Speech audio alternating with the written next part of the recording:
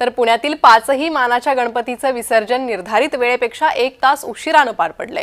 ढोल ताशांच्या गजरात पुण्यातील मानाच्या गणपतीची मिरवणूक काढण्यात आली आणि नियोजित वेळेआधीच ही विसर्जन मिरवणूक संपन्न करण्याचा संकल्प करण्यात आलेला गणपती बाप्पा मोरया पुढच्या वर्षी लवकर या जयघोषात गणरायाला साश्रू नयनांनी निरोप देण्यात आलेला आहे।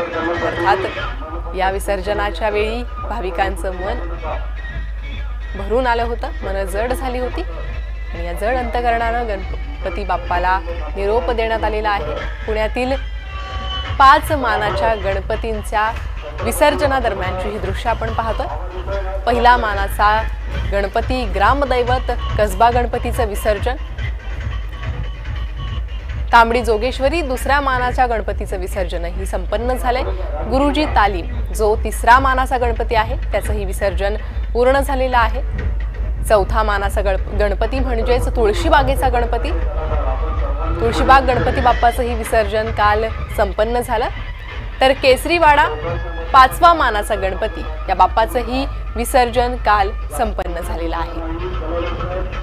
तर काल खरं तर मानाच्या गणपती बाप्पांची वेळेआधीच मिरवणुकीत एंट्री पाहायला मिळाली होती, वेळेआधीच मिरवणुका सुरुवात झाल्या होत्या, त्यानुसार विसर्जन पार पडलंय।